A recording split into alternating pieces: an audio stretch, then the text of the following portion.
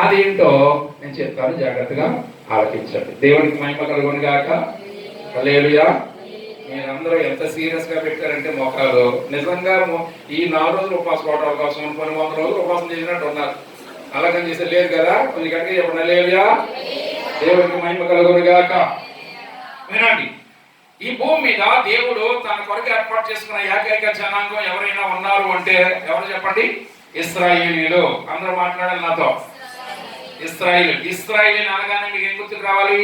వీరు దేవుని జనాంగము అన్న విషయం గుర్తుపెట్టుకోవాలి. ఆ దేవుని జనాంగమైన ఇశ్రాయేలు ప్రజల మధ్యలో జరగరాని ఘోరం ఏదో జరిగింది. అదేంటో చెప్పాలంటే వీళ్ళ స్టోరీ చెప్పండి. ఇశ్రాయేలు ప్రజలు ఏమండి దేవుడు ఏర్పాటు చేసుకున్నారు కదా, వీళ్ళు ఏమైపోయారంటే వాళ్ళు చేసిన పాపను బట్టి దేవుడు వాళ్ళని ఎవరికి అప్పగించేశారంటే ఐగుప్తు దేశంలో బానిసలుగా వెళ్ళిపోయారు. ఏమండి ఇశ్రాయేలు ఎంతమందితో ప్రారంభించబడ్డారు ఈ భూమి మీద? 12 మంది. ఎంతమంది చెప్పండి?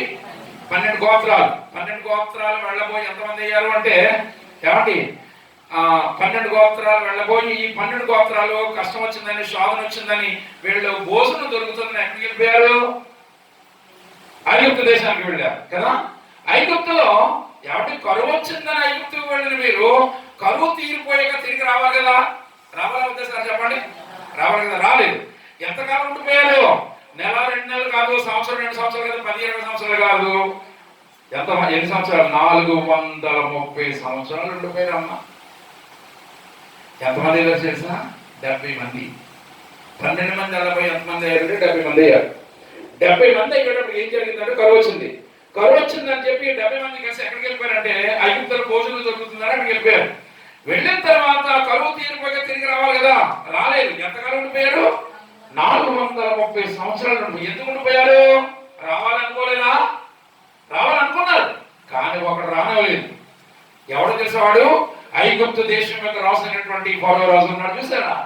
ఈ దేవుని ప్రజలైన ఇశ్రాయేలు జనాంగాన్ని వాడు ఎలా మార్చేస్తున్నాడు అంటే చక్కన భోజనం తింటున్నారు, హాయిగా ఉంటున్నారు. సొంత దేశంలోనేమో కరువు వచ్చింది, ఇక్కడికి వచ్చి చక్కగా భోజనం తింటున్నట్టుగా వెళ్ళిపోదాం అనేటప్పటికి ఈ రాజు ఏం చేసేవాడంటే, మీ దేశం వెళ్ళిపోయి ఏం చేస్తారా, ఇగో మీకు ఏం తక్కువ చేశాను, నేను మంచి భోజనం పెడతాను కదా, ఇక్కడ అన్ని మీరు చూసుకోండి, అన్ని బాగోలు చూసుకుంటారని వాడిని వెళ్లకుండా ఏం చేశాడు చెప్పండి? అలాగే మభ్యపెట్టి ఆఫ్ చేశారు. అలా సంవత్సరాలు గతించిపోతున్నాయి, నెలలు సంవత్సరాలు గతించిపోతుండగా ఏమండి ఇలాగా చివరికి వీళ్ళు ఏమైపోయారంటే ఆ ఐగుప్తు దేశంలో ఉన్న ప్రజలకు బానిసలుగా మారిపోయారు. ఇల్లు కట్టడానికి, నీళ్లు మొయ్యడానికి, పనులన్నీ చేయడానికి ఆ దేశానికి ఎలా మారిపోయారు? వీళ్ళు బానిసలుగా మారిపోయారు. బానిసత్వం అంటే వినండి, చివరికి ఏమంటే అక్కడ పిల్లలు పుడుతున్నారు, వీళ్ళకి జనంగా పెరిగిపోతున్నారు. ఇశ్రాయేలు జనం అలా పెరిగిపోతున్నారు. చాలా ఏమండి లక్షల మంది పెరిగిపోయేటప్పటికి ఫరో రాజు ఏం చేశాడంటే, మీరు ఇంత జనం అయిపోయారు కనుక వెళ్ళిపోదాం అనుకున్నప్పుడు అన్నాడు, మీరు వెళ్ళడానికి వీలేదు, మీరు ఇక్కడ ఉండాలి. ఇదిగో మీ కొరకు ప్రత్యేకంగా ఒక చోటే రాసిచ్చేస్తాను మీకు అని రామశేషు అనబడినటువంటి చోటును ఇశ్రాయేలు ప్రజలకు ఏం చేశాడు? అతను రాసిచ్చేశాడు. అక్కడే వారు అభివృద్ధి పొందుతుండగా, అమ్మ ఒక్క మాట ఇదంతా స్టోరీ చెప్తే మీకు అర్థమవుతుంది కానీ ఒక్క లైన్ లో చెప్పేస్తాను, ఒక లైన్ లో మీకు తెచ్చేస్తాను. ఈ దేవుని ప్రజలైన ఇశ్రాయేలీయులు ఐగుప్తులో ఎలా మారిపోయారంటే భయంకరమైనటువంటి బానిసలుగా మారిపోయారు. ఈ బానిసత్వం ఎలాంటిది అంటే వినండి, ఉదాహరణకి ఫరో రాజు వాళ్ళని ఎంత హింసించబడండి, ఎంత బాధ పెట్టేవాడంటే, ఒరేయ్ మీరు నాకు నెల తిరగకుండానే 1,00,000 ఎటకలు కాల్చి నాకు అప్పగించాలనేవాడు. ఎన్నమ్మా? 1,00,000 ఎటకలు. ఎన్ని రోజుల్లో? నెలల్లో. ఏమండి ఈ ఎటకలు కాల్చాలంటే ఏముండాలి చెప్పండి? మట్టి ఉండాలి, కట్లు ఉండాలి. మట్టి ఇచ్చేవాడు కాదు, కట్లు ఇచ్చేవాడు కాదు. మీరేం చేస్తారు నాకు తెలుసు, నాకు మాత్రం 1,00,000 ఎటకలు అప్పగించాలనేవాడు. పాప మా పెయింటింగ్స్ కొట్టేస్తామా, మగవారందరూ మట్టి తేడాన్ని పరిగెట్టేవారు, ఆడవారందరూ కట్లు తేడాన్ని పరిగెట్టేవారు. మొత్తం మీద వాడన్న టయానికి ఏం చేసేవారంటే 1,00,000 ఎటకలు గబగబా కాల్చి అప్పగించేవాడు. ఇంకో మాట, అప్పగించిన తర్వాత ఏం చేయమనేవాడు అంటే లెక్క పెట్టమనేవాడు. లెక్కలో కానీ 10 ఎటకలు తక్కువ వచ్చాయా మొత్తం అందరికీ కొరడా దెబ్బలు. ఎవరు వీరు? దేవుని జనాంగం, దేవుని పిల్లలు అనబడిన వారు ఇంత భయంకరమైన బానిసత్వం వెళ్ళిపోయారు. ఏమండి కరువు వచ్చిందని భోజనం కోసం వెళ్ళిన వీరు 70 మంది వెళ్ళిన వీరు. ఎవరి ఎన్ని సంవత్సరాలు? 430 సంవత్సరాల కాలం ఆ దేశానికి బానిసలుగా మారిపోయారు. మీరు అడగొచ్చు నన్ను, ఎవడు ఇది ఎంత అన్యాయం, ఇది వాళ్ళు ఏం పాపం చేశారని దేవుడు ఎంత శిక్ష విధించారు ఎందుకంటే దాని వెనకాల చాలా పెద్ద స్టోరీ ఉంది. అది చెప్పడానికి మన టైం కాదు. కానీ తండ్రి అయినటువంటి అబ్రహాం గారు చేసిన చిన్న తప్పు వల్ల ఎవడి ఆ పాపము ఆ శాపం ఎవరి మీదకి వచ్చింది చెప్పండి? ఇశ్రాయేలు ప్రజల మీదకి వచ్చింది. ఆ తప్పు ఏంటంటే ఇప్పుడు ఏమనకలేదు. సరే, విషయం ఏంటంటే ఇలా మనుషులు అయిపోయిన తర్వాత వారు మొరపెట్టడం ప్రారంభించారమ్మా. ఎవరికి? ప్రభువా, మేమేమో నీ ప్రజలం, నువ్వేమో గొప్ప దేవుడివి, మా బ్రతికలగైపోయింది నాయన, మా మరొకసారి ఆలోచించు నాయన, ఏంటి మాకు ఈ బానిసత్వం అని చెప్పి దేవుడికి మొరపెట్టడం ప్రారంభించారు. ఎప్పుడైతే మొరపెట్టారో దేవుడు ఏం చేశాడు చెప్పండి? ఐగుప్తు దేశంలో తన ప్రజలు పెట్టిన మొర ఆలకించి దేవుడు అనుకున్నాడు, మీరు పడ్డ శ్రమ చాలురా బాబు, ఇంకా మిమ్మల్ని బయట తీసుకొచ్చేస్తాను, కంగారు పడకండి అని ఆ ప్రజలను బయట తీసుకురావడం కోసం ఒక నాయకుడిని ఏర్పాటు చేసుకున్నాడు. ఎవరా నాయకుడు చెప్పండి? ఎవరా నాయకుడు? మోషే. దేవుడు అన్నాడు, మోషే, నా ప్రజల్ని ఐగుప్తు నుంచి విడిపించాలనుకున్నాను, నువ్వు నాకు కావాలి, నువ్వు నాయకుడిగా ఉండాలన్నప్పుడు మోషే ఏమన్నాడో మీరు చెప్పాలి. ప్రభువా, నేనే దొరికాను నీకు, నాకు మాట్లాడటం రాదు, నేను నత్తోడిని, నన్ను వదిలిపెట్టే బాబు అన్నాడు. కానీ దేవుడు ఏమన్నాడు? నువ్వు కంగారు పడకు, నువ్వు అలా నిలబడి చాలు, నేనే నీవు అనుకున్నాన్ని చేసుకుంటానన్నాడు. రానన్నా సరే దేవుడు ఏం చేశాడు చెప్పండి? మోషేను తీసుకొచ్చాడు. మోషే నాయకత్వంలో, ఇది జాగ్రత్తగా వినండి, మోషే నాయకత్వంలో ఐగుప్తు దేశం నుండి బయటికి తీసుకురావడం కోసం మోషే నిలబెట్టాడు. కానీ రాజు ఎలాంటి వాడు? దుష్టుడు, దుర్మార్గుడు. చాలా ప్రయత్నం చేశాడు కానీ ఫరో మాత్రం వదిలిపెట్టడానికి ఇష్టపడలా. అప్పుడు దేవుడు దేవుని పర్మిషన్ ద్వారా 10 రకాల తెగుళ్ళు రప్పించాడు. ఎందుకు? ఈ తెగులు రప్పించినప్పుడన్నా వదిలేస్తాడేమోనని 9 రకాల తెగుళ్ళు వచ్చాయండి. అయినా కూడా ఫరో రాజు ఏమవలేదు, వదిలిపెట్టలేదు.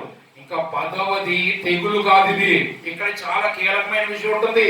10వ తెగులు కాదు అన్నాడు మోషే రాజుతో, రాజా, ఈసారి వదిలిపెట్టకపోతే దేశంలో ఉన్నటువంటి దాసి ఇంట్లో మొదలుకొని రాజు ఇంట్లో ఉన్నటువంటి ప్రథమ సంతానాన్ని ఏం చేస్తాను? నరికి పడేస్తాను అన్నాడు. అంత కోపం వచ్చింది దేవునికి. అయినా సరే కఠోరమైపోయాడు మోషే. ఎవరండి? ఫరో రాజు. అప్పుడు ఏం చేశాడు చెప్పనా? దేవుడు ఒక నియమాన్ని పెట్టాడు. ఏమిటి నియమం అంటే, రాజు నీ ప్రజలను వదిలిపెట్టాలంటే ఒకే ఒకటి. అదేం చేద్దామంటే ఈ నియమం, ఇది కొంచెం మీరు అర్థం చేసుకుంటే కనుక ఎంత ఘోరమైనటువంటి విషయం అంటే, అప్పుడు జరిగింది కానీ ఇప్పుడు కూడా అదే జరుగుతుంది. అదేమిటో నన్ను చెప్పనివ్వండి. ఫరో వదిలిపెట్టడానికి కారణం చేత దేవుడు ఒక నియమం పెట్టాడు. ఏంటంటే, ఒక రోజు లెక్కలు కూడా బైబిల్లో ఉన్నాయి. ఆ రోజు ఏ రోజు అంటే, ఒకసారి మీరు పాఠంలో వచ్చినప్పుడు చదివిస్తున్నప్పుడు చదువుగా దేవుడు అన్నాడు, ఇశ్రాయేలు ప్రజలు ఐగుప్తీయులతో పాటు కలిసిపోయి ఉన్నారు కదండి. ఐగుప్తీయులు ఇశ్రాయేలు కూడా కలిసిపోయి ఉన్నారు. దేవుడు అన్నాడు ఏంటంటే, ఒక దేవదూతకి కట్మించి దేశంలో పంపిస్తాను, సంహార దూత అనే ఒక దేవతను పంపిస్తాను. అయితే ఐగుప్తీయులు ఇశ్రాయేలు కలిసిపోయి ఉన్నారు కదా, ఖడ్గము వెళ్ళి ఇశ్రాయేలు ప్రజల మీద పడకుండా ఉండాలంటే దేవుడు ఒక నియమం పెట్టాడు. ఏంటో చెప్పండి నియమం? ఇశ్రాయేలు అందరూ ఒక పని చేయాలి. ఒక గొర్రె పిల్లని తీసుకొని వచ్చి ఆ గొర్రె పిల్లని వధించి గొర్రె పిల్ల యొక్క రక్తాన్ని ఏం చేయాలి? ద్వారబంధానికి పోయండి. అర్ధరాత్రి వేళ దేవదూత ఖడ్గం పట్టుకొని దేశంలో వచ్చినప్పుడు ఏ ఇంటి మీద అయితే గొర్రె పిల్ల రక్తం ఉంటుందో ఆ ఇంటి జోలికి ఆ దేవదూత వెళ్ళడు అనే ఒక నియమం పెట్టాడు. అయితే ఏం జరిగింది చెప్పంటారా? వెంటనే ఇశ్రాయేలు ప్రజలందరూ ఏం చేశారు చెప్పండి?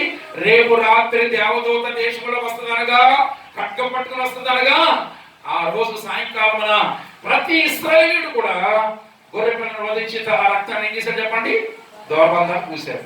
అర్ధరాత్రి వేళ దేవదూత ఖడ్గం పట్టుకున్న దేశంలో బయలుదేరింది. ఏ ఇంటి మీద అయితే గొర్రె పిల్ల రక్తం ఉంటుందో ఆ ఇంటి జోలికి కట్టలేదు. ఏ ఇంటి మీద అయితే గొర్రె పిల్ల రక్తం లేదో ఆ ఇంటి లోపలికి వెళ్ళి ఆ ఇంటిలో ఉన్న ప్రథమ సంతానాన్ని దేవదూత ఏం చేసింది? వధించేసింది. ఉదయానికి విషయం ఏంటంటే, ప్రతి ఐగుప్తీయుడు యొక్క ఇంటిలో ఒక శవం, ప్రతి ఐగుప్తీయుడు యొక్క ఇంటిలో ఒక చనిపోయినటువంటి ఒక డెడ్ బాడీ ఉంది. ప్రతి ఇశ్రాయేలు ఇంటిలో ఏ ఇశ్రాయేలు యొక్క ఇంట్లో ఏం లేదు చెప్పండి? ఏ డెడ్ బాడీ లేదు. ఆ ఇంటికి ఏ ద్రోహము కూడా, ఏ హాని కూడా జరగలేదు. ఉదయానికి దాసీయులు మొదలుకొని రాజు ఇంట్లో ఉన్నటువంటి ప్రతి ఐగుప్తీయుడి యొక్క ఇంటిలో ఒక శవం తీర్చబడి ఉంది. అప్పుడు అన్నాడు ఏమనంటే, నాయనలారా మీకు ఒక అన్నం పెడతాను, దయించి దేశాన్ని వదిలిపెట్టి వెళ్ళిపోతారు. అర్థమైందా? అప్పుడు వీళ్ళు ఐగుప్తును వదిలిపెట్టి బయటకు వచ్చారు. ఇప్పుడు వినండి, ఐగుప్తు బానిసత్వం నుండి వారు విడిపించబడ్డానికి ఏం జరిగితే వాళ్ళకి విడుదల కలిగింది? గొర్రె పిల్ల వధించబడితే తప్ప ఐగుప్తు బానిసత్వం నుంచి వారికి విడుదల కలగలేదు కదా. అక్కడి నుంచి ప్రయాణం స్టార్ట్ అయింది. ఇలా ప్రయాణం స్టార్ట్ చేసి బయటకు వచ్చారమ్మా. వెళ్ళడం ఎంతమంది వెళ్ళారు? అందరూ చెప్పాలి. 70 మంది వెళ్ళారు. ఎంతకాలం ఉండిపోయారు? 430 సంవత్సరాల తర్వాత ఐగుప్తు బానిసత్వం నుండి ఐగుప్తు దేశాన్ని వదిలిపెట్టి బయటకు బయలుదేరారు. బయటకు వచ్చినప్పుడు వీళ్ళు ఎంతమంది బయటకు వచ్చారు? ఏమండి? హలో, అందరు ఇక్కడ ఉన్నారా? చాలా మంది మధ్యాకాశానికి స్టార్ట్ చేసినట్టున్నారు ప్రయాణం. చెప్పండి, వెళ్ళడం ఎంతమంది? 70 మంది. ఎంతకాలం ఉన్నారు? 430 సంవత్సరాల తర్వాత బయటకు వస్తున్నారు. ఎంతమంది బయటకు వచ్చారు అంటే, చాలా మంది అనుకుంటారు ఏమంటే 6 లక్షల కాల్బలం అంటారు. వినండి, 6,03,550 మంది కాల్బలం అని ఉంటుంది బైబిల్లో.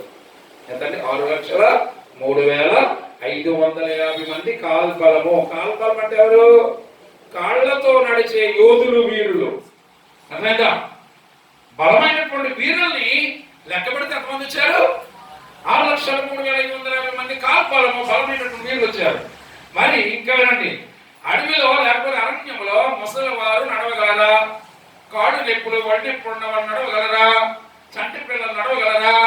నడవలేరు కదా. అందుకే ఈ 6,03,550 మంది కాల్బలము వీళ్ళు ఏం చేశారంటే, కావిళ్ళు వేసుకొని, కావిడి అంటే తెలుసమ్మా మీకు?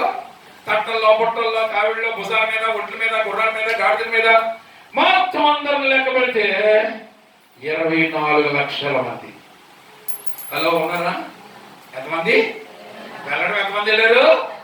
70 మంది వెళ్ళారు. ఎంతకాలం ఉండిపోయారు? 430 సంవత్సరాల తర్వాత దేవుడు వారు మొరాకించి మోషే నాయకత్వంలో బయటకు వచ్చిన జనాంగం ఎంతమంది? 24 లక్షల మంది బయలుదేరారు. ఈ ప్రజల్ని ఎక్కడికి తీసుకెళ్లాలనుకున్నాడు దేవుడు? ఐగుప్తు నుండి బయటకు తీసుకొచ్చిన తర్వాత ఎక్కడికి నడిపించాలి? దేవునికి సొంత ఇల్లు ఉంటుంది భూమి మీద. దేవునికి సొంత ఇల్లు, ఆయన నివాసం చేసే ఒక స్థలం ఉన్నది. అదే కనాను అనే ప్రాంతం. కనాను దేశానికి ఉన్నటువంటి పేర్లు మీకు తర్వాత చెప్తాను. వీళ్ళందరినీ ఎక్కడ తీసుకెళ్ళిపోమన్నాడు దేవుడు? నా ఇల్లు, నా నివాస స్థలం, అక్కడ తీసుకెళ్తారా మిమ్మల్ని అని చెప్పి ప్రయాణం స్టార్ట్ చేశాడు. ఐగుప్తు నుండి బయటకు వచ్చిన తర్వాత వీళ్ళ ప్రయాణం ఎక్కడికి చెప్పాలందరూ? ఎక్కడికి? కనానుకి ప్రయాణం స్టార్ట్ చేశాడు. ఈ ప్రయాణంలో వీళ్ళ ప్రయాణం స్టార్ట్ చేసిన తర్వాత వీళ్ళకి వచ్చిన మొట్టమొదటి అడ్డు ఏంటో చెప్పాలి మీరు. ఐగుప్తును వదిలిపెట్టి బయటకు ప్రయాణం చేశారు. ఎంతమంది చెప్పాలి? ఎంతమంది? నాకు మీరు వెనకాల పొలం పాడుతూనే ఉండాలి. ఓకే, ఎంతమంది? 24 లక్షల మంది ప్రయాణం స్టార్ట్ చేశారు. ఒకసారి ఊహించుకోండి అమ్మాయి. హలో, 24 లక్షల మంది ఒకేసారి ప్రయాణం స్టార్ట్ చేశారంటే ఎలా ఉంటుందో ఊహించుకోవాలి ఒకసారి. ఐగుప్తు దేశంలో ఆ ఇస్రాయల్ కూడా పక్కన పెడతాం. మన ఊరు వద్దాం ఒకసారి. ఈ ఊరు ఎవరండి? ఇది ఈ ఊరు పేరు లేదా? మీకు ఆధార్ కార్డు ఉన్నాయా? చెప్పండి. ఈ ఊరి పేరు ఏంటండి? రాయుడుపాలెం. రాయుడుపాలెం. రాయుడుపాలెం జనాభా ఎంతమంది ఉంటారండి? ఈ ఊరు ఎవరు ఉంటారా? ఎంతమంది ఉంటారు? అదే మామూలుగా 2,000 ఉంటారు. పోలేండి, ఒక పని చేస్తాం. ఇక్కడ పెద్ద పంచాయతీ ఏది? గొల్లవెల్లి వేసుకుందాం. గొల్లవెల్లిలో కనీసం ఏమన్నా 1,00,000 మంది ఉంటారండి? 10,000 మంది ఉంటారు. ఇది వినండి అమ్మ, గొల్లవెల్లి ప్రాంతంలో ఉన్న ప్రతి ఇంట్లో ఉన్నటువంటి ఆడోళ్ళు, మగోళ్ళు, పిల్ల జల్ల, ఆవు, గేదెలు అన్ని పట్టుకుని రోడ్డు ఎక్కడ సార్? ఎక్కడ ఎలా పడుతుందో ఊహించుకోండి ఒకసారి. 10,000 మంది మొత్తం ఇల్లు అన్ని వదిలేసి ఆ పిల్ల చెల్లతో రోడ్డు ఎక్కితే ఎలా ఉంటుంది? కన్నులు వెలుగామో ఎంత అడవడం ఉంటుంది కదా. మరి 10,000 మంది రోడ్డు ఎక్కితే ఎలా ఉంటే ఎంతమంది అమ్మా? 24 లక్షల మంది ఒకేసారి దేశాన్ని బయటకు వచ్చారు. వీళ్ళందరినీ ఎక్కడికి నడిపించాలనుకున్నాడంటే మహాదేవుడు తన సొంతూరైనటువంటి కనాన్ని తీసుకెళ్ళిపోవాలనుకున్నాడు. ప్రయాణం స్టార్ట్ చేసినప్పుడు వీళ్ళకి ఏమంటే వచ్చింది? ముందు ఎర్ర సముద్రం అడ్డు వచ్చింది. దేవుడు మా మొర ఆలకించి మాకు విడుదల ఇచ్చాడంటే సంతోషంగా బయలుదేరుతుంటే ఏమంటే వచ్చింది? ఎర్ర సముద్రం అడ్డు. కానీ వీళ్ళు ఏం చేశారు చెప్తాను వినండి.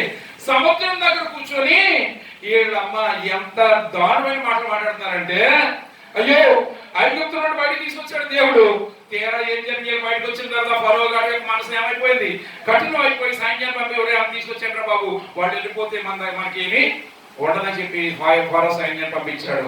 ముందు చూస్తేనేమో సముద్రం ఉంది, వెనకేమో శత్రువు వస్తున్నాడు. ఏం చేయాలి అర్థం కాక వాళ్ళు అన్నారట అక్కడ కూర్చొని, అయ్యో అక్కడ ఉండిపోయి కాదు ఇక్కడ తీసుకొచ్చి ఈ సముద్రంలో ముంచేసి చంపేద్దాం అనుకుంటున్నాడు ఈ దేవుడు అని నానా రకాలుగా మాట్లాడుకుంటున్నప్పుడు దేవుడు వారి మాటలు వింటున్నారా? దేవుడు వారి మాటలు విని అన్నాడు, నాయనలారా ప్రజలారా ఎందుకులా బాధపడతారు, నేను ఉన్నాను కదా మీకు, కంగారు పడకండి, అలా నిలబడి చూడండి చాలు ఏం చేస్తాను అని దేవుడు మోసేతో అన్నాడు. మోసే కర్ర తీసుకుని సముద్రం మీద కొట్టమన్నాడు. ఏమైపోయింది చెప్పాలి ఏమైపోయింది? సముద్రం రెండుగా చీల్చబడి ఆరిన నేల అంతా మన తెలుగు బైబిల్లో రాశాడు. ఒక హైవే రోడ్ వేసి పడేశాడు. ఆ హైవే రోడ్ లో 24 లక్షల మంది ఏమైపోయారు చెప్పండి, నడుచుకుంటా పక్కకి వెళ్ళిపోయారు. వెనక సైన్యం వచ్చారు, మధ్యలోకి వచ్చిన తర్వాత రెండు మళ్ళా కలిపేశాడు, సైన్యం అంతా చనిపోయారు. సముద్రం దాటిన తర్వాత వీళ్ళకి అర్థమైంది, అమ్మ బాబోయ్ మన దేవుడు ఎంత గొప్పవాడన్న సంగతి అర్థమై అప్పుడు పాటలు పాడుకుంటూ మళ్ళా బయలుదేరడా. యెహోవాలో గానము చేసేదము ఏకముగా మనకు రక్షకుడాయనే. హల్లెలూయా. ఇవి చాలా పాత పాటలండి. నేను మొట్టమొదటి రాసిన పాట, ఇప్పుడు పాటలు ఎవరి పాటల. సరే విషయం ఏంటంటే ఇది ఇశ్రాయేలు యొక్క ప్రయాణం కూర్చున్నప్పుడు అద్భుతమైన పాట ఇది. ఇలా బయలుదేరి పెడుతుండగా మళ్ళా విన్నారా ఏమంటే వచ్చింది, సముద్రం అంటే వస్తే దేవుడు ఏం చేశాడు, తన ప్రజల కోసం చీల్చి పడేశాడు. మళ్ళా ప్రయాణం చేస్తుండగా వీళ్ళకి భోజనం దేని మీద పడ్డారు, మళ్ళా భోజనం అక్కడ ఉన్నప్పుడే బాగుండను. వారానికి ఒకసారి అన్న కక్క మొక్క ఉండేది. ఇక్కడ చూస్తే తెల్లని పెట్టి సంకల్పాడు దేవుడు అని మళ్ళా సనుకోవడం మొదలు పెట్టారు. ఆ సనుగుడు ఉన్న దేవుడు అన్నాడు మళ్ళా, అయ్యో బిడ్డారా ఎందుకురా కంగారు పడుతున్నారు, నేను అన్నాను కదా మీకు కంగారు పడుకుని ఎలాంటి భోజనం పెడతానో చూడండి అని. దేవుడు ఏం చేశాడు చెప్పండి, పూరేళ్ల మాంసం. ఏ మాంసం? పూరేళ్ల మాంసం. అంటే ఇప్పుడు చికెన్ బిర్యానీ ఏం పని చేయదు, ఆ మాంసం అంతా టేస్ట్ చేయండి. గుణపం కోళ్ళు అనే మాట ఎప్పుడైనా అమ్మా విన్నారా? గుణపం కోళ్ళు మాంసం తినండి ఎంత అద్భుతంగా ఉంటుందో. అలాంటి గుణపం కోళ్ళు పూరేళ్ల మాంసాన్ని దేవుడు తన కొరకు వారి కొరకు ఏం చేశాడు, దేవుడు సిద్ధపాటు చేసి వడ్డించాడు. ఎంతమందికి చెప్పండి అమ్మా? ఎంతమంది? 24 లక్షల మందికి. అమ్మా నేను ఊహించుకుంటా ఉంటాను, చదివేటప్పుడు మాట్లాడేటప్పుడు అనుకుంటాను, ప్రభు 24 లక్షల మందికి కక్క మొక్కేసి పెట్టామంటే. ఇప్పుడు అవన్నీ పక్కన పెట్టండి. మన ఏరియాలో మన ఎవరో ఎమ్మెల్యే గారు అంటే పుట్టినరోజు చేసుకున్నాడంట. నాకు ఇన్విటేషన్ వచ్చింది. అలాంటి ఇన్విటేషన్ నా దగ్గర పట్టవద్దో చెప్పాను. విషయం ఏంటంటే 20,000 మందికి భోజనం అంటండి. ఒక మంత్రి గారి ఇంట్లోనో ఎంపీ గారి ఇంట్లోనో పెళ్లి జరిగింది అనుకోండి, ఒక 50,000 మంది వెళ్ళారు అనుకో, 50,000 మందికి చికెన్ బిర్యానీ వేసి పెట్టాలంటే ఎన్ని కోళ్ళు ఉన్నారు? చుట్టుపక్కల ఉన్న కోళ్ళు పారాలన్నీ ఖాళీ అయిపోవాలి, అవును కదా? అలాంటిది 24 లక్షల మందికి చికెన్ బిర్యానీ వేసి వడ్డించి భోజనం పెట్టడం చూద్దాం. ఒక్క పూట చికెన్ కూర వేసి 24 లక్షల మందికి భోజనం పెడితే ఎలా ఉంటుందండి? ఊహించుకోవడం సరిగా ఉంటుందో. కానీ మహాదేవుడు అంతమంది ప్రజలకు కూడా ఒక రోజులా 2 రోజులా ఎన్ని సంవత్సరాలు ప్రయాణం చేశాడు?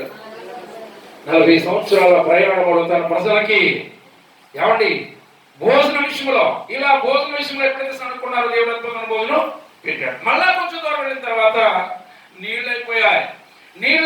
మళ్ళా బాధపడుతుంటే దేవుడు అన్న పెట్టాలని నేను ఉన్నాను కదా, కంగారు పడకండి మీకోసం అని బండలో నుంచి ఏం రప్పించాడు? నీళ్ళు రప్పించాడు. ఒకటా రెండా? ప్రతి చోట సనుకుంటూనే ఉన్నారు. ఎవరి మీద? దేవుని మీద.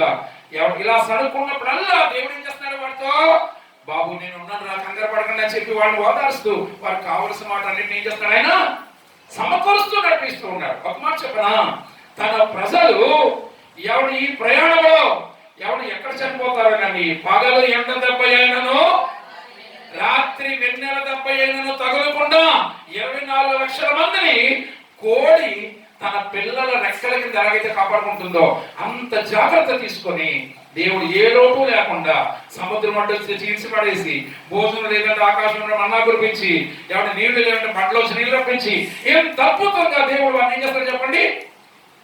దేవుడిని తిరుగుబాటు చేసినా కూడా, దేవుడిని తీసుకున్నా కూడా దేవుడే సర్దుకొని వాళ్ళు ఏం చేస్తున్నాడు చక్కగా నడిపించుకుంటూ తీసుకెళ్తామన్నాడు. హల్లెలూయా. దేవునికి స్తోత్రం. పొరకెక్కిందమ్మా, ఉపవాసం అన్నారు కదా. అసలు ఇప్పుడైనాను అని ఎందుకు దేవుడు రాయించాడు చెప్పరు. దీని స్టోరీ మీకు అర్థం అవ్వాలి. హలో, నేను హలో అన్న ప్రతిసారి తిరిగి నన్ను హలో అని పలకరిస్తేనే మీరు బ్రతుకున్నారని అనుకుంటా. హలో, కోనసీమలో నాకు ఒక పేరు ఇట్టారండి, దేవిరాజు గారు వస్తున్నారని అర్థం అవ్వట్లేదని, కానీ హలో పాట గారు వస్తున్నారని అర్థమైపోతున్నాను. హలోని ఎందుకంటానంటే మీరు వింటున్నారా లేదా, మెలుగుగా ఉన్నారా లేదా అని తెలుసుకోవడం కోసం మధ్యలో కొంచెం హలో అంటాను. అన్నప్పుడల్లా కొంచెం నన్ను పలకరించండి అమ్మా, మీకు వందనాలు. దేవునికి స్తోత్రం. ఇశ్రాయేలు ప్రజలు, దేవుని జనాంగం కరువు వచ్చిందని ఐగుప్తు దేశానికి వెళ్ళిపోయారు. ఎంతమంది లేరు? 70 మంది. ఎంతకాలం ఉండిపోయారు? 430 సంవత్సరాల తర్వాత దేవుడు తన మోషే నాయకత్వంలో దేవుడు బయటకు తీసుకొచ్చారు. ఎంతమంది వచ్చారు? 24 లక్షల మంది ప్రయాణం చేస్తూ ఉన్నప్పుడు వారిని ఎంత కేర్ తీసుకున్నాడంటే దేవుడు, పగలు ఎండ దెబ్బ తగలకుండా, రాత్రి వెన్నెల దెబ్బ తగలకుండా ఎంత కేర్ తీసుకుని నడిపిస్తూ ఉండగా సముద్రం నుండి ఏం చేశాడు? చీల్చి పడేశాడు. ఆహారం లేదంటే ఏం చేశాడు? ఆకాశం నుండి మన్నా కురిపించాడు. నీళ్ళు లేని బాధపడుతుంది ఏం చేశాడు? పండ్లోసి రప్పించాడు. ఒకటా రెండా ఇలా ఎన్నో నేను చెప్పగలను. చివరికి దేవుడిని ఎన్ని తిప్పలు పెట్టినా కూడా దేవుడే సర్దుకుని తన ప్రజల కోసం ఇలా నడిపిస్తుంటే, ఒక రోజున వినండి ఈ మాట జాగ్రత్తగా, దేవునికి వచ్చిన కోపం మామూలు కోపం రాలేదు. దేవుడు అన్నాడు మోషేతో, మోషే వీళ్ళందరినీ అరణ్యములో అగ్నితో కాల్చిపడేస్తాను. వీళ్ళు చేసిన తప్పుకి వీళ్ళని ఉంచాలనుకోవట్లేదు, కాల్చేద్దామన్నది కోపం వచ్చింది దేవుడికి. కాబట్టి ప్రతి చోట సర్దుకున్నాడు కదా. కాబట్టి సర్దుకున్నప్పుడల్లా సర్దుకున్నాడు కదా. ఎందుకు ఎంత కోపం వచ్చింది దేవుడికి? వీళ్ళు ఉంచ కూడా చంపేద్దామని ఎందుకు అనుకున్నాడు చెప్పనా? ఇది ఎంత ఘోరసిద్ధమేనండి. తన ప్రజలు సరైనటువంటి మార్గంలో క్రమమైన పద్ధతిలో బ్రతకాలని దేవుడు ఏం చేసినటువంటి కొండ మీద ఆజ్ఞలు కట్టడలు రాయడానికి పూనుకున్నాడు.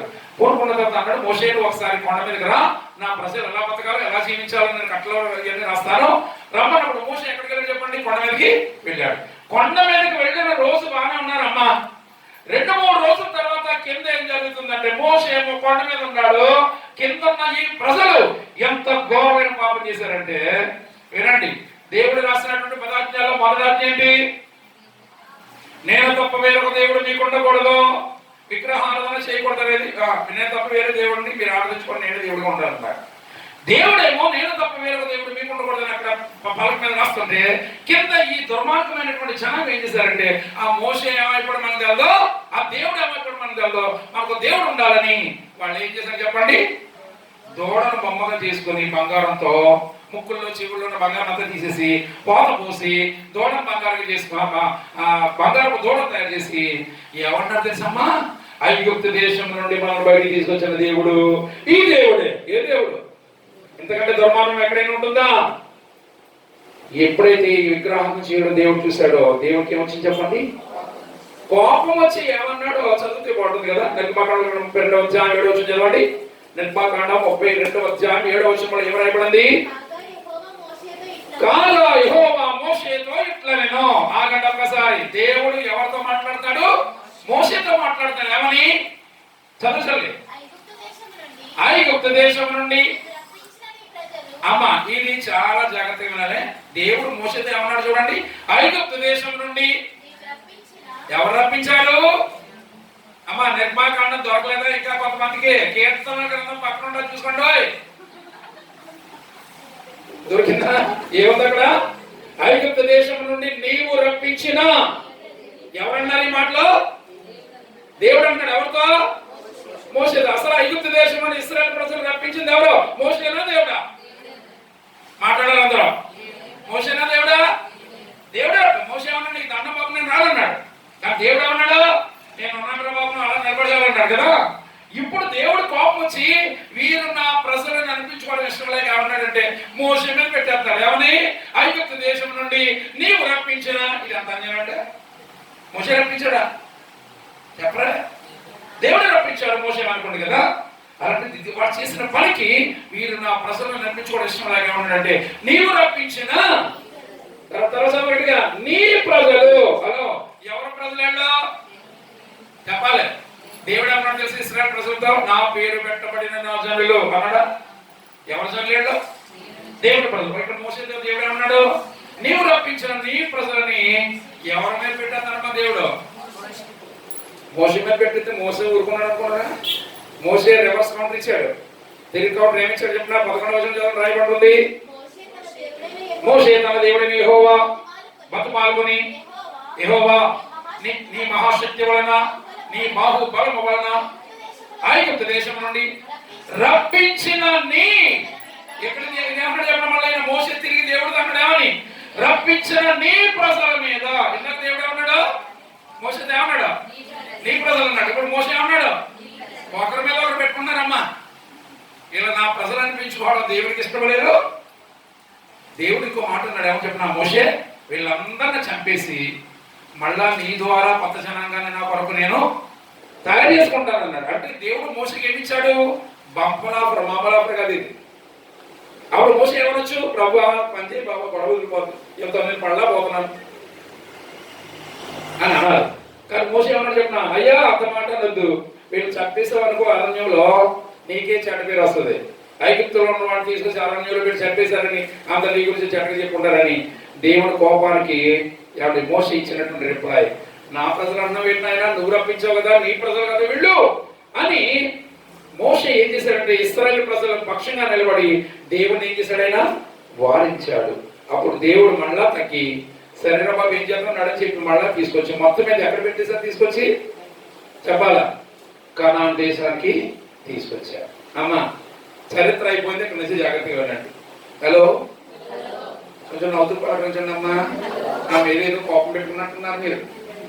దేవునికి మహిమ కలిగి ఈ రోజు నా చరిత్ర బైబిల్ ఉన్నటువంటి హిస్టరీ మనకి ఎక్కదో.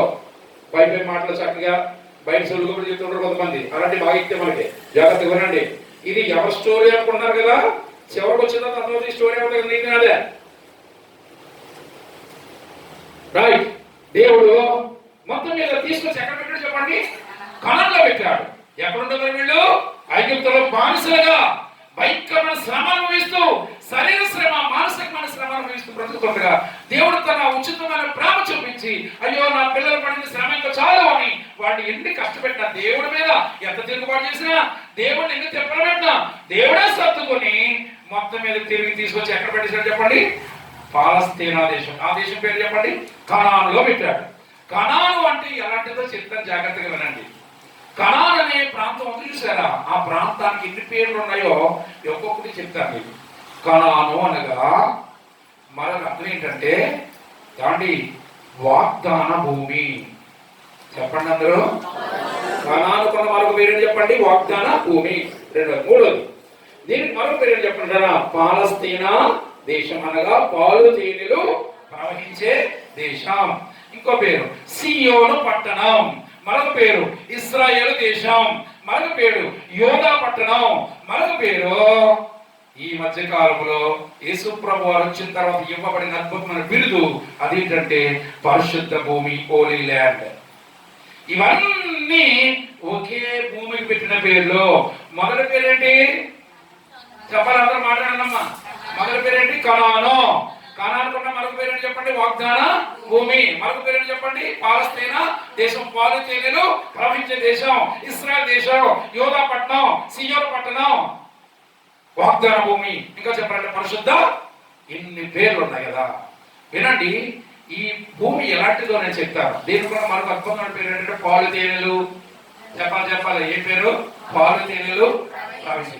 ఎందుకు వచ్చింది పాలు తేనెలు ప్రవహించే దేశం అని? నిజంగానే పాలు ప్రవహించేవి, నిజంగానే తేనె ప్రవహించేది. మొక్కలలో పెట్టారా? పాలు ఎక్కడైనా ప్రవహిస్తారా? కాళ్ళ నీళ్ళ పాలు ప్రవహిస్తే ఎలా చెప్తారు మీకు? ప్రతిదీ కూడా హిస్టరీ. నేను బైబిల్ కాలేజీలో 6 సంవత్సరాలు బైబిల్ స్టడీ చేసినప్పుడు వినండి, ప్రతిదీ కూడా హిస్టారికల్ గా రీసెర్చ్ లెవెల్లోకి వెళ్ళిపోతే ఇవన్నీ వాస్తవాలే. బైబిల్ అంతా వాస్తవం, అబద్ధాల సంబంధంగా ఏది దీంట్లో ఉండదు. నేను ఒక మాట చెప్తాను. ఏమంటే పాలస్తీనా దేశానికి పాలు తేనెలు ప్రవహించే దేశం అని ఎందుకు వచ్చింది చెప్పంటారా? ప్రపంచ ఈ భూమండలం మీద ఇశ్రాయేల్ దేశంలో లేకపోతే పాలస్తీనా దేశంలో ల్యాండ్ ఉంది చూసారా, అక్కడ పండినటువంటి పంటలు కానీ, అక్కడ ఏమండి అక్కడ ఉన్నటువంటి ఆవులు కానీ, అక్కడ ఉన్న విషయాలు ఎంత అద్భుతంగా ఉంటాయంటే, ఏమండి మనకు అర్థమయ్యే భాషలో మన ఏరియాలో ఉన్నటువంటి విషయాలు చెప్తాను. ఆవులు తెలుసా మీకు? హలో ఆవులు తెలుసా? మన ఆవులు ఎన్ని లీటర్ పాలు ఇస్తాయి రోజుకి? ఒక 5 లీటర్లు వస్తే రోజుకి 5 లీటర్ పాలు ఇచ్చే ఆవులు ఉన్నాయండి. 2 లేక 3 లీటర్ 4 అనుకుందాం పోనీ. కానీ పాలస్తీనా దేశంలో ఉన్న ఆవులు రోజుకి హలో గుండెలు గట్టిగా పట్టుకోండి అమ్మాయి, రోజుకి 40 లీటర్లు. ఎన్ని లీటర్లు? నిజమంటారా? నిజమే. ఎలాగో చెప్తారు మీకు వినండి. 40 లీటర్ల పాలు. మీరు ఇండియాలో భారతదేశంలో నన్ను ఆశ్చర్యపరిచిన విషయం చెప్పారు. డెహ్రాడూన్ అనే ప్రాంతం విన్నారు మీరు? డెహ్రాడూన్ అంటే ఢిల్లీ, హర్యానా ఆ ప్రాంతంలో డెహ్రాడూన్ ఉంది. నేను అక్కడ ఇండియాలోనే ఒక ఫేమస్ బైబిల్ కాలేజ్ ఉంది. ఆ కాలేజ్కి నేను వెళ్ళినప్పుడు ఆ ప్రాంతంలో జెర్సీ ఆవులు విన్నారా? జెర్సీ ఆవులు మనకు ఉండవు. ఎర్రని మచ్చలు తెల్లని మచ్చలు ఉన్నటువంటి ఆవులు. మనకి అన్ని తెల్ల ఆవులు ఉంటాయి మనకి ఎక్కువ. వీటిని ఏమంటారంటే జెర్సీ ఆవులు అంటారు. ఆవులు వినండి, నేను అక్కడ చూసిన సీన్ చెప్తున్నాను. ఎక్కడంటే మన హర్యానా ప్రాంతంలో ఉన్నటువంటి ఆవులకి ప్రసిద్ధి ఏంటంటే హర్యానా ప్రాంతంలో అమ్మ పాలు పితకనవసరం లేకుండా అలా వదిలిపెట్టేస్తుంటాయి, అలా పెడుతుంటారు పాలు. ఆ సీన్ చూసి నేను అనుకున్నాను, ఇది ఎక్కడ కొనవా మా ఊరోడు కనుక తీసుకొస్తే గిన్నెలు చెప్పినట్టు పరిగెడతారు నాకు. అర్థమైందా? ఈ విషయం పక్కన పెడితే పాలస్తీనా దేశంలో ఉన్న ఆవులు దేవుడు ఏమండి మనకి ఎవరి మీద కోపం వచ్చినప్పుడు ఏమని పెడతాం మనం? ఒరే అడ్డగాడ అంటాం. అన్నా మీరు అనలేదు, మీరు మంచిగా మా ఊళ్ళో అంటారు అంటారా? ఇంకా కోపం రే కుక్క అంటారు. అవునా? అంటారు లేదమ్మా అలా మాట్లాడరే అంటారా? దేవుడు కోపం వచ్చినప్పుడు ఇశ్రాయేలుని ఏమి తిట్టారు చెప్పినా? బాషాను ఆవులారా అని తిట్టారు.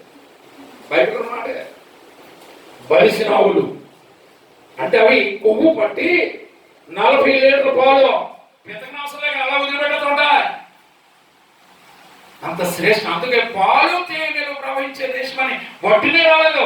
ఆధారాలతో కూడిన విషయం ఏంటంటే అంత బలమైన ఆవులు కలిగినటువంటి దేశమే పాలస్తీనా దేశం. ఇంకో మాట చెప్పిన తేనె పట్టు ఎంత చూసుంటారని మీరు మహా అయితే ఎంత చూసుంటారు? అవునా? ఈ చర్చ అంతా తేనె పట్టు చూసారా? చర్చ అంతా తేనె పట్టు ఎక్కడ చూసారు మీరు? పాలస్తీనా దేశం తేనె అలా కారుతూనే ఉంటుంది. యాపిల్ పండు ఎంత చూసుంటారండి మీరు? యాపిల్ పండు అలా ఉన్నారు ఇక్కడ. యాపిల్ పండు ఎంత మహా అయితే ఎంత? గుమ్మడికాయ ఎంత యాపిల్ పండు ఎక్కడ చూసారా? గులాబీ పువ్వు ఎంత చూసుంటారు మీరు? మహా అయితే ఇంత. చేటంత గులాబీ చూసారా? ద్రాక్ష గెల తెలుసా మీకు? అమలాపురం తినబడుతుంటారు కదా. ఒక ద్రాక్ష గుర్తు గెల తీసుకుని అలా నోట్లు వేసుకుని తినేసి మనం. కానీ పాలస్తీనా దేశంలో ఒక ద్రాక్ష గెల మొయ్యాలంటే ఒక కర్ర ఇటు నుండి వేసి భుజం మీద పెట్టుకుని అమ్మ కొబ్బరికాయ కాదు ఏ గెల ద్రాక్ష గుర్తుకు మొయ్యాలంటే 2 మనుషుల భుజం మీద పెట్టుకుని మొయ్యాలి. అర్థమవుతుందా దేశం యొక్క పరిస్థితి ఏంటో? ఎలాంటి దేశాన్ని ఇచ్చాడమ్మా తన ప్రజల కొరకు? ఎక్కడుండే వారు వీళ్ళు బానిసలుగా భోజనం లేక కష్టపడుతున్న వీరిని ఎలాంటి దేశం? సమృద్ధైన ఆహారం కలిగిన దేశం, పాడి పంటలు కలిగిన దేశం. ఎందుకంటే నా ప్రజల పడ్డ శ్రమ ఇంకా చాలు, మీ దుఃఖ దినములు ఇక్కడతో సమాప్తమైపోవాలి. ఎలాంటి దేశాన్ని మీకు ఇస్తానో చూడండి అని చెప్పి దేవుడిని ఎంత తిట్టుకున్నా ఎన్ని తిప్పలు పెట్టినా కూడా దేవుడే సర్దుకొని తీసుకొచ్చి ఎలాంటి దేశం ఇచ్చాడు చెప్పాలి? సమృద్ధైన. ఒక మాట చెప్పనా, దేవుడు తన ప్రజలకు ఇవ్వాలనుకున్నది ఏదైనా సరే ఎలాంటిది ఇస్తాడు ఆయన? ఎలాంటిది ఇస్తాడు ఆయన? శ్రేష్టమైన ఈవుల్ని ఇస్తాడు తప్ప ఎవరి తక్కువ వాటిని ఎప్పుడైనా చేయడు. వాళ్ళు శ్రమ చూసినటువంటి దేవుడు వారిని బయటికి తీసుకొచ్చి అద్భుతమైనటువంటి పాలు తేనెలు ప్రవహించే అద్భుతమైన దేశాలు ఇచ్చారు. ఆ దేశంలో ఎవరి ఇంత తక్కువ దేశం ఇచ్చినప్పుడు వాళ్ళు ఏం చేయాలి? ఫుల్గా హ్యాపీగా దేవునికి రుణపడి ఉండి అయ్యో దేవుడా మాకు ఎంత అద్భుతమైనటువంటి స్థితిని కల్పించావు నాయన అని దేవుడికి ప్రతిరోజు ఎలా ఉండాలి? వాళ్ళు రుణపడి ఉండాలి, ప్రార్థన చేయాలి, దేవుడు కూడా బ్రతకాలి. అవునా? కానీ దుర్మార్గులు ఏం చేశారు? చదువుతారు ఒకసారి, చదవండి ఒకసారి. ఎక్కడ? ద్వితీయోపదేశ కాండము 31:20. ద్వితీయోపదేశ కాండము 31:20 చదవండి. ఎవరైనా కూడా దగ్గర ఈ మాట జాగ్రత్తగా వినండి. నేను వారి పితరులతో ప్రమాణం చేసినట్లు పాలు తేనెలు ప్రవహించే దేశంలో వారిని నేను ప్రవేశపెట్టిన తర్వాత వారు ఏం చేశారమ్మా? తిని త్రాగి తృప్తి పొంది కొప్పిన వారై అన్య దేవతల తట్టు తిరిగి వాటిని పూజించి నన్ను తృణీకరించి. చాలమ్మా, చాలు చాలు చాలు. ఇంతకంటే నమ్మక ద్రోహం ఎక్కడైనా ఉంటుందా? ఎంత దుర్మార్గం అండి ఇది. తలల పైకెత్తి నా వైపు చూడడానికి తీయకండి. నా వైపు చూడండి, చదవడం అయిపోయింది. హలో, కొంచెం గట్టిగట్టి ఏమైనా అయిపోతారా? గట్టిగా లేదుగా. దేవుడికి స్తోత్రం. అర్థమవుతుందా మీకు? తన ప్రజలు పెట్టిన మొరాలకి ఇచ్చిన దేవుడు. ఏమండి, ఫరో రాజు రానకపోతే గొర్రె పిల్లలను వధించి మరి దేవుడు బయటికి తీసుకొచ్చాడు కదా. మధ్యలో ఎన్ని తెప్పలు పెట్టారమ్మా దేవుడు. దేవుడు ఎంత సడుకున్నారు, అయినా కూడా దేవుడు ఏం చేశాడు? ఆయన తగ్గించుకొని, ఏమండి ఎంత అద్భుతమైన దేశాన్ని ఇస్తే ఏం చేశారంటే వీళ్ళు తిని త్రాగి తృప్తి పొంది కొవ్విన వారాయి. ఏమై కొవ్విన వారు ఏం చేశారు? అన్య దేవతల తట్టు తిరిగి వాటిని పూజించి నన్ను ఏం చేశారమ్మా? తృణీకరించండి. అర్థం ఏంటంటే దేవుణ్ణి నువ్వు నా కొత్తని గట్టిడం, తృణీకరించడం గట్టి పడేయడం. ఇంతలాగా చేస్తే, ఇంత నమ్మక ద్రోహం చేస్తే మీరు ఊరుకుంటారా? మీ ఇళ్లలో మీకు సంబంధించిన వాడు ఇలాంటి ద్రోహం చేస్తే ఊరుకుంటారా? దర్దాపులో రాణిస్తారా? రానవు కదా. మహాదేవుడు ఎంత గొప్పవాడంటే, ఎంత ప్రేమమయుడు. నేను ఈరోజు చెప్పబోతున్న జాగ్రత్త వినండి. ఇంత శ్రేష్టమైనటువంటి ఆహారం కలిగిన దేశాన్ని ఇస్తే వీళ్ళు ఎంత ద్రోహం చేసినప్పుడు దేవుడు చేసినటువంటి పని అని చెప్పమంటారా? దేవుని